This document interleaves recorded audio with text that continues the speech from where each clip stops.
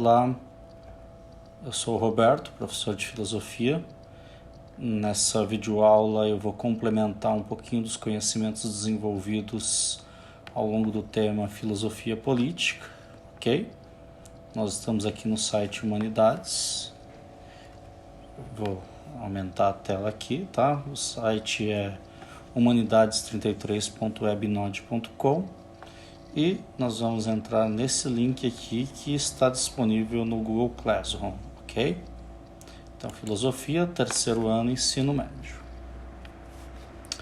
Como vocês podem ver aqui, nós temos o primeiro vídeo, né? No finalzinho desse vídeo eu identifiquei aqui a ausência do som, mas do som não, na verdade da imagem, mas acabou não comprometendo, tá bom?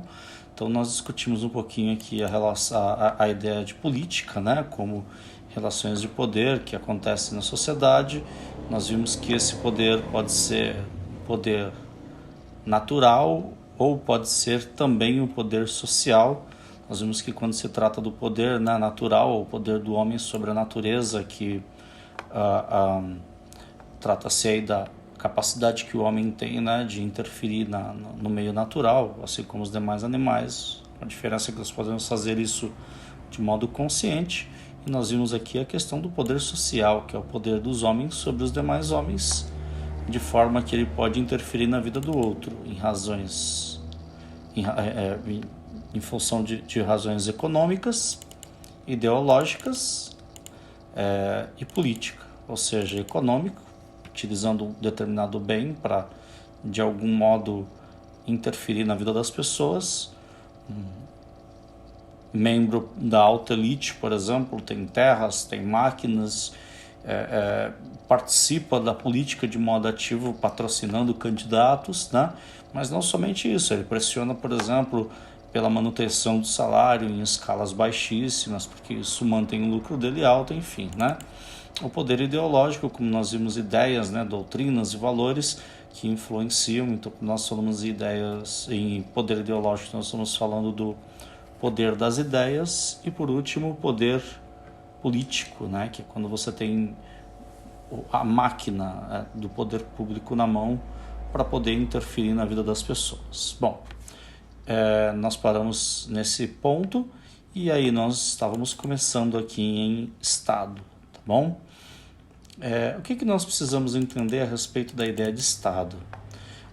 Nem sempre existiu Estado. Em determinado momento, os homens viviam em grupos, em bandos, né, em tribos, e onde o poder ali era um poder passado de geração para geração, ou que era mantido, por exemplo, com base em concepções mitológicas, como entre os indígenas, enfim, tá? Num determinado momento há toda uma centralidade, né, toda uma centralização do poder em torno de um único órgão, e esse órgão ele vai organizar o modo como as pessoas vão viver, tá? Então, de modo geral, nós podemos conceber a partir das ideias de um sociólogo chamado Max Weber, que o Estado é exatamente um determinado espaço, né, um determinado território, né, no qual existe uma sociedade, e essa sociedade ela é governada por um soberano que detém o direito legal do uso da força física. Em alguns momentos essa ideia de legalidade nós vamos ver que pode ser comprometida, por exemplo, com uma ditadura, né? Uma ditadura é uma espécie de assalto ao poder, né? Exatamente a noção contrária do Estado de Direito, tá? Então, Max Weber vai resumir na ideia de que se há um governo que controla a sociedade, podendo determinar a liberdade ou prisão dos indivíduos em um determinado território, ou seja, subordinando essa sociedade, então nós temos o Estado, tá? Bom, como eu iniciei falando aqui, nem sempre o Estado existiu, haviam comunidades, né? No passado e mesmo hoje existem comunidades que independem do Estado, tá? A divisão social do trabalho, nós podemos dizer que funda realmente o Estado, né? na medida em que, com o tempo, um planta, o outro comercializa, o outro fica responsável por arrecadar junto à sociedade um valor, por exemplo, para protegê-la. Então vamos imaginar assim, as margens dos rios Tigre e Eufrates, onde surgiram as sociedades mesopotâmicas, né, ou as margens do rio Nilo, onde surgiu a civilização egípcia, num determinado momento, para se proteger de ameaças externas, os grupos se organizavam com base na liderança de um chefe, poderia ser um chefe tribal, mas esse chefe tribal que organizava um exército, ele não plantava, ele não colhia, ele não criava animais, portanto ele precisava que alguém de algum modo sustentasse. A população então se organizava, era organizada aliás, e dava uma parte da sua produção para esse chefe, para esse soberano, e esse soberano por sua vez defendia aquela população. Nós temos aí a instituição do imposto, tá? Com o tempo nós vamos tendo cada vez mais uma organização diferenciada, a introdução de escravos com o trabalho agrícola, por exemplo, né? Com o trabalho, vamos imaginar, por exemplo, na construção das pirâmides, né? Na construção dos canais de irrigação na Mesopotâmia, entre outras coisas, nós temos aí a figura daqueles que produzem e daqueles que governam. Então, com o tempo, como diz aqui, certas funções político-administrativas foram assumidas por um grupo separado, na maior parte das vezes ligado àqueles que eram legitimados pelo poder religioso, no caso do Egito, por exemplo, os faraós, no caso da Mesopotâmia, pessoas que também eram blindadas com a ideia do sagrado, né? Mas acima de tudo, aquele que é blindado com o sagrado e tem a função de proteger todo o povo. E aí nós temos os governantes de um lado e os governados do outro, tá bom? Ou seja, esse grupo passa a impor normas à vida coletiva. Então vamos imaginar aqui mais uma vez. Eu citei um grupo formado, né, por guerreiros, chefiados por um chefe tribal. Esse chefe tribal, por sua vez, junto com o seu exército, não produzem nada, não plantam, não colhem, não criam animais. Esse grupo passa a receber uma espécie de imposto daqueles que não guerreiam, mas produzem. E aí, com o tempo, esse grupo vai adotando aí, esse chefe tribal vai adotando uma característica de divino, e com o tempo ele passa a realmente dominar a vida coletiva, do tipo, olha, a partir de hoje esse cara vai tomar conta de todo esse território. E aí que nós temos o Estado então, né? Estou voltando lá aqui em cima, governo, governados, a sociedade, num território, podendo se utilizar da força física, ok? Bom, a função do Estado, tá? Como que nós podemos entender a função do Estado? O Estado surgiu realmente para garantir que todos tivessem o direito à vida, à liberdade, à igualdade, à propriedade, ou não? O Estado surgiu aí por intermédio de espertalhões que queriam se perpetuar no poder, detendo aí privilégios, benefícios sobre o restante da sociedade. Bom, nós temos aqui duas visões, então, tá? A resposta liberal por que deve ser o Estado, né? Mas que coincide também com a ideia de como surgiu o Estado, e a resposta marxista para o que é o Estado. Bom, liberais como John Locke e Jean-Jacques Rousseau entendem que a função do Estado é exatamente essa de ser um mediador de conflitos entre os diversos grupos sociais. Vamos voltar novamente à ideia lá dos rios Tigre e Eufrates. As margens dos rios Tigre e Eufrates surgiram aí povoamentos, e entre essas pessoas que habitavam ali, que compartilhavam do mesmo rio, do mesmo espaço ali, começam a surgir conflitos. Quem é o juiz desses conflitos? Bom, O Estado servirá, segundo John Locke e Jean-Jacques Rousseau, exatamente para evitar que o conflito entre essas pessoas desse mesmo lugar gere a guerra de todos contra todos, né? Ou seja, esses conflitos inevitáveis precisam ser mediados por alguém. Então o Estado tem a função de promover a conciliação entre os grupos sociais, amortecendo, né, esses choques e criando a harmonia entre os diferentes grupos. Então, para os liberais, o Estado é uma figura positiva que tem a intenção de estabelecer o bem comum, tá? É uma visão um tanto quanto idealizada, né? Traz a ideia de que o Estado é um mediador imparcial dos conflitos, né? É aquele que serve para evitar que a sociedade caia no caos. De algum modo pode ser, sim, mas Karl Marx, tá? Ali no século XIX, com o Manifesto Comunista e outras obras, né, o Capital, por exemplo, ele vai fazer a crítica, né, a esse Estado, sobretudo o Estado burguês, né? Ele vai dizer, olha, o Estado não é um simples mediador da luta de classes, né? Ou seja, os conflitos que ocorrem no Estado, a sua maior porção ocorrem por quê? Ocorrem pelas desigualdades que existem entre patrão e funcionário, entre escravo e o seu senhor, entre o senhor feudal e o seu servo, né? E quando o Estado intervém com suas forças, né, ele tem essa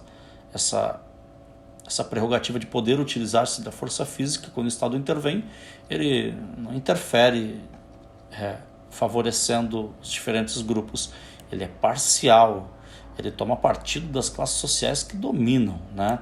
Então vamos imaginar aqui que na antiguidade, no Império Romano, por exemplo, uma intervenção do Estado era para proteger os patrícios, não os plebeus, muito menos os escravos, né? Assim como na sociedade moderna nós sabemos que quando o Estado intervém, quando ele age, na maior parte das vezes é para garantir o domínio de classe. Então vamos imaginar as crises econômicas que nós passamos.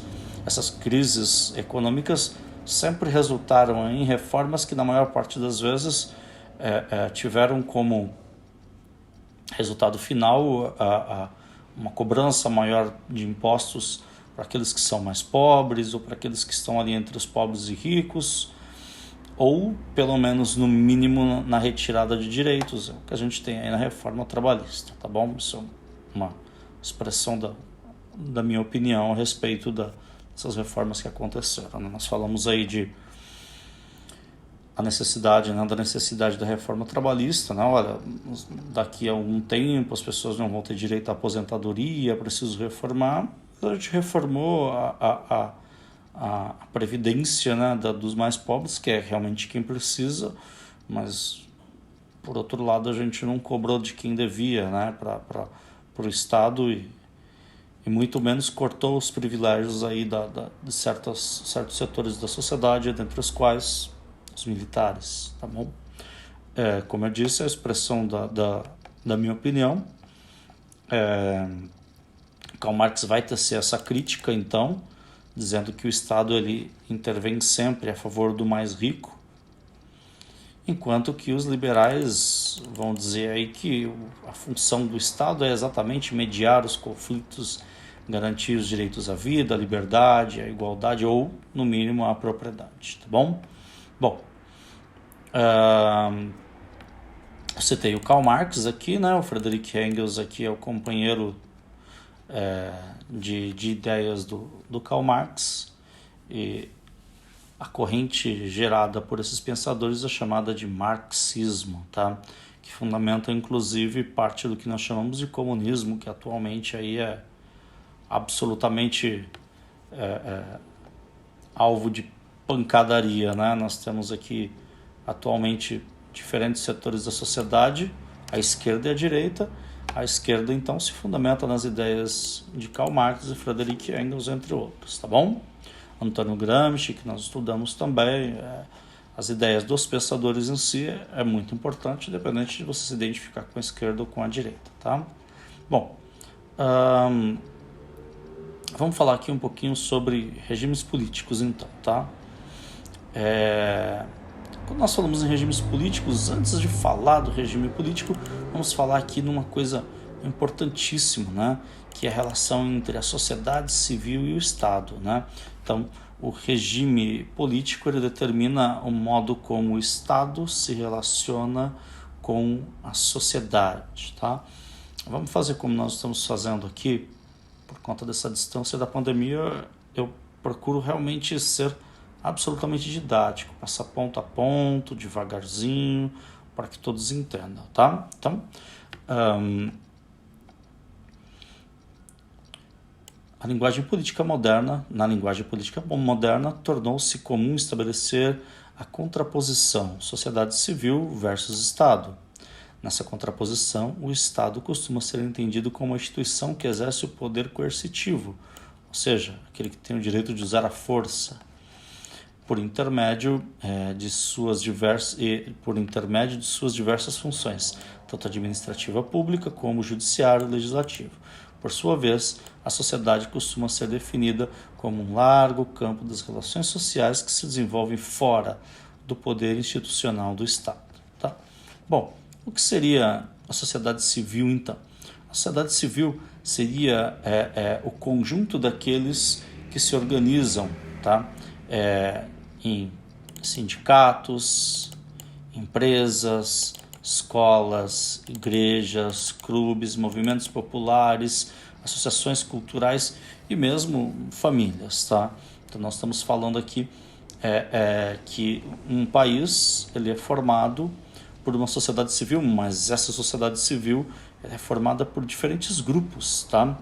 Bom, o relacionamento entre membros da sociedade civil provoca o surgimento das mais diversas questões econômicas, ideológicas e culturais. Nós temos questões econômicas, né, as diferenças entre ricos e pobres, ideológicas, aqueles de esquerda e de direita, culturais, aqueles que são a favor de determinado tipo de cultura, outras não. É só a gente imaginar, por exemplo, a discussão que gera quando a gente fala no funk. O funk é uma expressão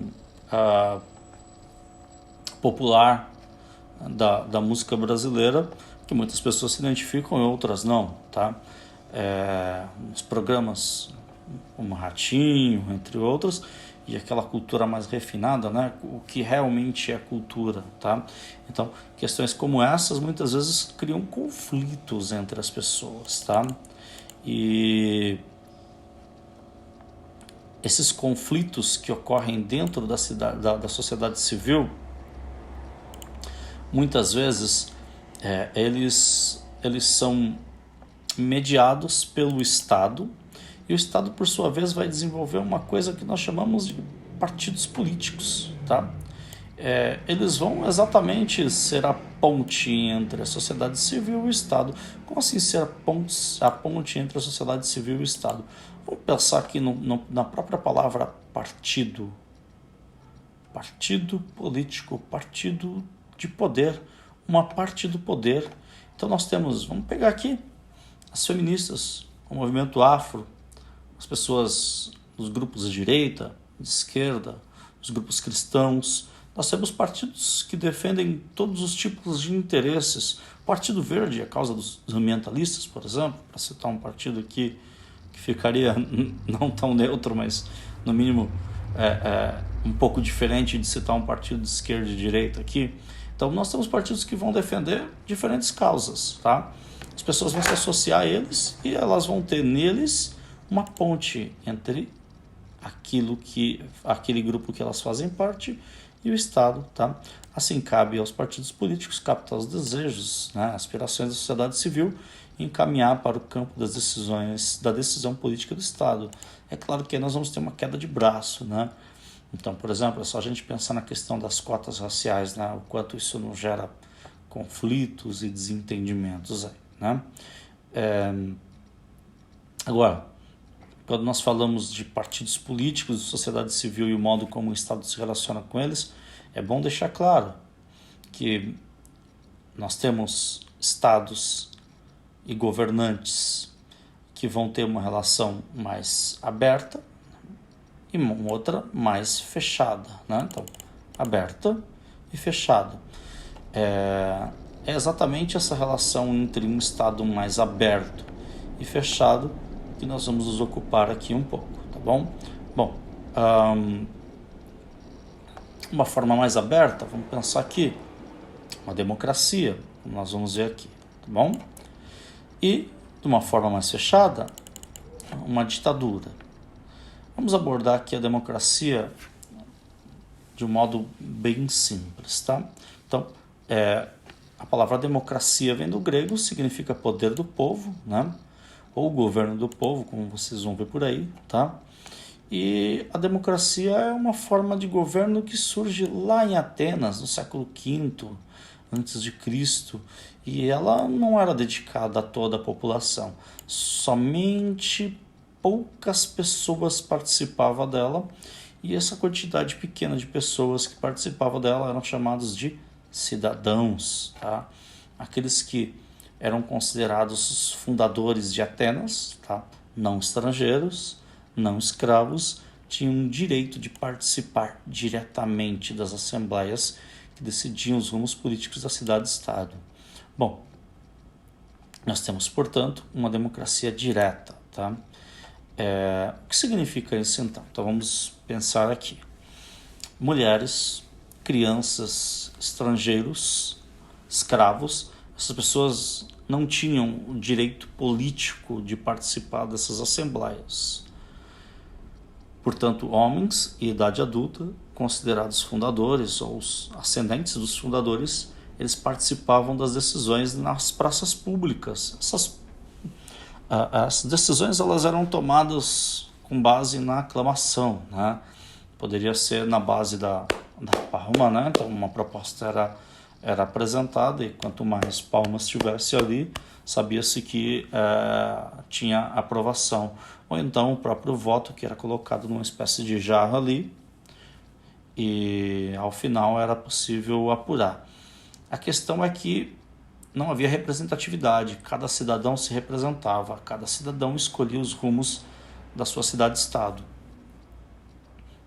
Ou seja, se nós imaginássemos aqui uma situação em que fosse discutida a proibição ou não da pena de morte, cada cidadão decidiria sozinho a respeito de se seria liberado ou não, seria proibido. É claro que decidiria pelo voto dele, né? Mas havia uma ampla discussão na praça pública e ao final decidia-se assim. Isso numa democracia direta, tá? Bom, a nossa democracia é direta? Não, a nossa democracia ela é indireta, tá? Bom, num estado como o ateniense, que era pequeno, isso era possível fazer. Agora vamos imaginar o Brasil aí com milhões de habitantes, né? Nós não temos condições de fazer isso. Então o texto fala aqui da complexidade de território, extenso e numeroso. Com o tempo essa democracia, muito tempo, tá? Está dando um salto de milênios.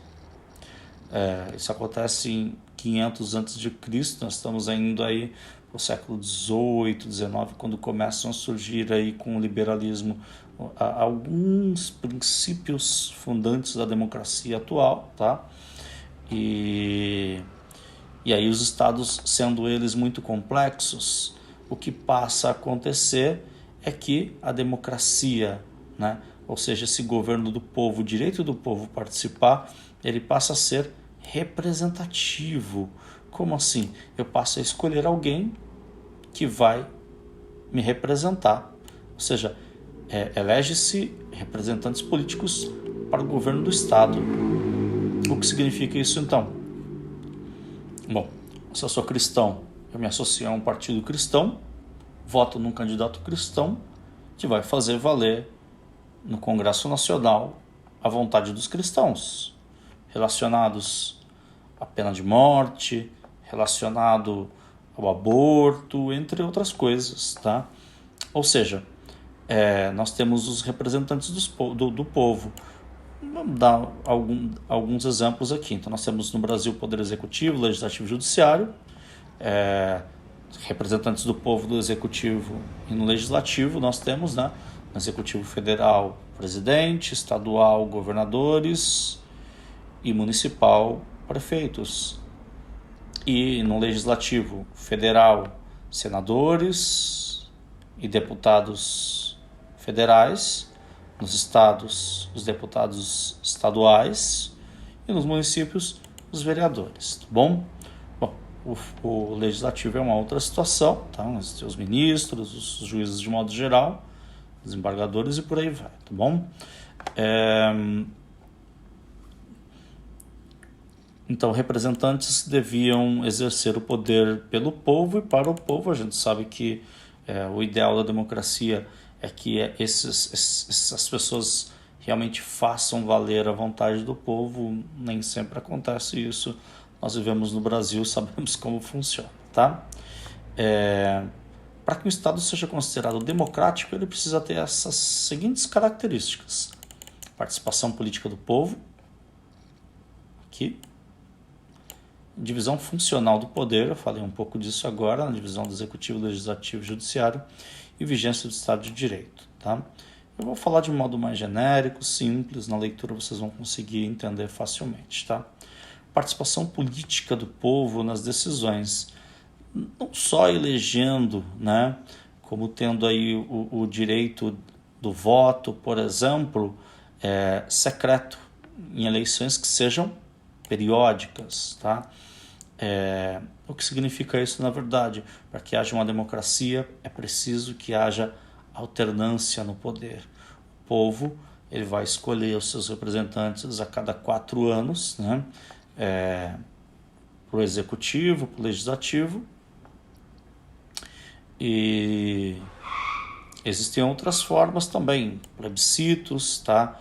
Referendos, que são formas seriam os únicos modos pelos quais nós teríamos aí uma democracia mais direta, né? Os referendos ou os plebiscitos, que seriam exatamente a escolha de determinada situação, como nós tivemos aqui da questão do armamento há um tempo atrás, há mais de 10 anos, e o povo foi lá e votou pessoalmente. E outras formas que o povo pode participar, associações de bairros, né? Manifestações, passeatas, enfim, o povo, quando participa do seu estado, se opondo, aprovando, reprovando alguma coisa, fazendo literalmente barulho, nós temos aí um país que tem uma característica democrática, né? Através da mídia, publicação de matérias em revistas, em jornais, na TV e por aí vai, tá bom? Divisão funcional do poder político, né? Se você tem um governo que exerce poder em todas as esferas, ou seja, ele determina o que vai ser feito com o dinheiro público, ele faz as leis e ele julga as pessoas, então nós não temos aí uma democracia, tá? Ou seja, para que haja uma democracia é preciso separação entre os poderes, né? Em diferentes órgãos. Então nós temos aqui a função legislativa, a função executiva, tá? E a função executivo, legislativo e a função judiciária, que é exatamente a questão da distribuição da justiça, o modo como serão julgadas as pessoas com base nas leis, enfim, tá bom? Então, a independência e a harmonia entre esses poderes é necessário para que nós tenhamos uma democracia. Vigência do Estado de Direito, isso daqui é uma coisa terrível. Vamos imaginar, por exemplo, em determinadas comunidades em que o crime impera, em que o crime faz a própria lei. Ele define, por exemplo, através das milícias, né? O assunto milícias aí está bem popular ultimamente. Ele define, por exemplo, o preço do gás, ele define como será a segurança das pessoas, o que pode e o que não pode. Nós temos algo contrário à vigência do Estado de Direito. Para que haja vigência do Estado de Direito, os limites traçados pela lei precisam ser respeitados por todos, ele é imposto à sociedade, a sociedade deve corresponder a isso. Quando a gente fala de imposição da lei, nós estamos dizendo a lei ela é colocada para que todos cumpram. Você tem meios, né, de, por meio do legislativo, alterar as leis, mas enquanto ela existir, você deve obrigatoriamente segui-la, tá? Então, onde vigora o Estado de Direito, o cidadão respeita o Estado, mas o Estado também respeita os direitos dos cidadãos, como, por exemplo, o direito à liberdade de pensamento, de expressão, de associação, de imprensa, de locomoção e por aí vai. Ou seja, nós estamos falando aqui, né, dos direitos que nós falamos, inclusive, aqui da participação do povo. Ou seja, você terá as liberdades de pensar, publicar o pensamento, de se locomover, de se associar, enfim, tá? O Estado, a lei no Estado serve para a proteção tanto do indivíduo quanto a proteção do próprio Estado, tá bom?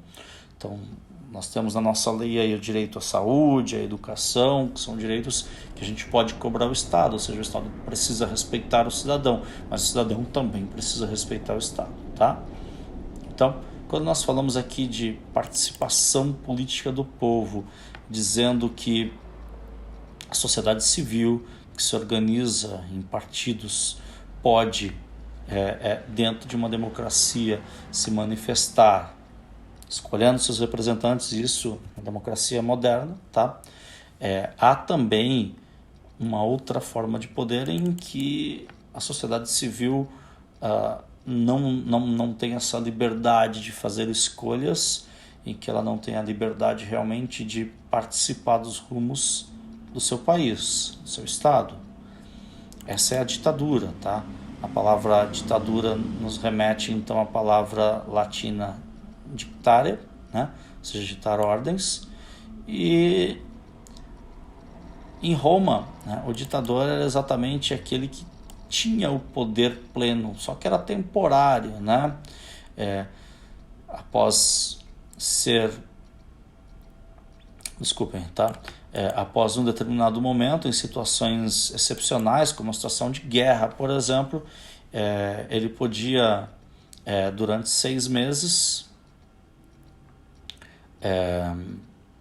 impor a sua vontade, né?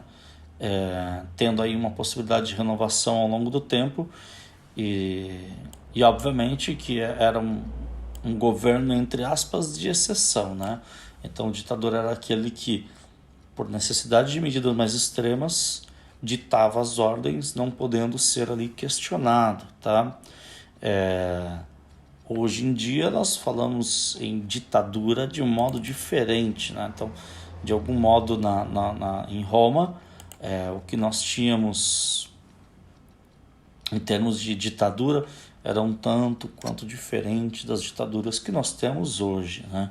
Na maior parte das vezes, a ditadura ela vai ser aí uma espécie de assalto do poder legal, né? Então, um determinado presidente que assumiria o poder deixa de assumir porque o exército toma o poder em seu lugar. E ao tomar o poder no seu lugar, esse exército passa a ditar o que as pessoas devem fazer, tá? Então aqui nós teríamos um exemplo de uma ditadura moderna. Ou, por exemplo, às vezes uma ditadura nasce com o próprio desejo da liberdade, um determinado governo que oprimia o povo, mesmo sendo eleito, aí uma porção da sociedade representada por uma pessoa se volta contra esse governante, tira esse governante e coloca lá uma determinada pessoa que não convoca eleições, que faz valer apenas a sua vontade e que governa independente das leis. Temos uma ditadura, tá? Então vamos lá, texto a texto aqui. Então, para que seja uma ditadura, nós temos que ter aí a eliminação da participação popular nas decisões políticas. O povo não participa de absolutamente nada, não tem eleições periódicas. Esse indivíduo que está ali no poder, que de algum modo assaltou o poder, ele se mantém com base na força, né? Com base ali na repressão, independente da participação do povo, tá? concentração do poder político, né? Se a gente pensar aqui no Luís XVI, nós temos aí talvez um exemplo próximo de uma ditadura. Seria complicado chamar de ditadura, nós tínhamos um governo absolutista ali, mas a ideia de uma ditadura do eu sou o Estado em Luís XVI, né, que governou a França à beira ali da Revolução Francesa, né, condiz muito com a nossa ideia aqui de ditadura, na medida em que o Estado se confunde com a própria figura do ditador. Vamos pensar que Adolf Hitler se tornou um ditador, a gente pode pensar também Saddam Hussein, entre outros, tá? Então, o poder político fica centralizado na mão de uma única pessoa, tá? Essa pessoa muitas vezes governa com um órgão colegiado. Vamos pensar que na época da ditadura militar brasileira, que haviam nós tínhamos aí um governo formado apenas por militares. O presidente era escolhido entre os militares pelos militares. Então, obviamente que a gente imagina que não participando das decisões, a sociedade realmente ficava para trás, tá? Bom, poder executivo, legislativo, judiciário são enfraquecidos ou inexistentes. É uma característica aqui da concentração do poder político, né? O executivo, desculpa, eu não me recordo do modo como eu disse, mas o executivo é exercido pelo próprio ditador, na maior parte das vezes, quase 100% das vezes, e o legislativo e o judiciário praticamente inexistem ou são controlados direto pelo ditador, tá? Ou seja, as leis não são justas e quem julga de acordo com a vontade do ditador, tá? Bom, fortalecimento dos órgãos de repressão. As ditaduras montam um forte esquema, né, de repressão. Você não pode se manifestar, você não pode colocar suas ideias, que o Estado estará lá para reprimir, para banir aqueles, né, para matar, para prender aqueles que vão contra, tá? Então, um exército muito forte, a polícia muito forte, aquela tensão sempre, né, da ameaça de uma guerra, enfim, isso faz parte dos órgãos de repressão, tá?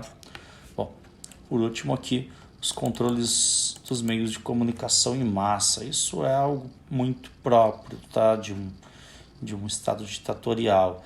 Então, a internet, a TV, os jornais são controlados, havendo, portanto, uma censura oficial, tá? A música, o teatro, tudo que é produto da cultura e que pode ser disseminado por meios midiáticos é controlado por uma censura oficial que diz o que pode ou não pode, tá? Se a gente imaginar aqui no Brasil, Raul Seixas, Legião Urbana, entre outras pessoas, tiveram suas obras censuradas no regime militar, que era uma ditadura, tá? Apesar de existirem aí outras correntes a respeito disso, que nós temos pela historiografia tradicional atual, né, vigente, é a ideia de que realmente nós tínhamos uma ditadura, tá bom? Bom, nosso próximo conteúdo será esse aqui, ó, tá? Essa avaliaçãozinha objetiva nós fizemos para o segundo bimestre, será esse aqui. Estude também a política de Aristóteles, tá? E o mito de Protágoras. Nós vamos falar aqui um pouquinho, tá, do conceito de política entre os filósofos antigos, né? Não se assustem com esses vídeos bem antigos, olha só. Eu mais novinho, né? Agora estou com cara de tiozão. E são vídeos antigos meus, com os textos que fazem parte do caderno do aluno. E aí, se você quiser voltar, quero voltar para aquele texto que eu estava estudando antes. Você volta aqui e fica em looping, tá bom? Ficou bem grande aqui, eu espero que o vídeo seja útil, principalmente para aqueles que almejam aí o ingresso num curso de nível superior, um Enem, enfim, tá? Estou à disposição de todos. Um abraço e qualquer dúvida vocês podem se comunicar comigo através do Google Classroom.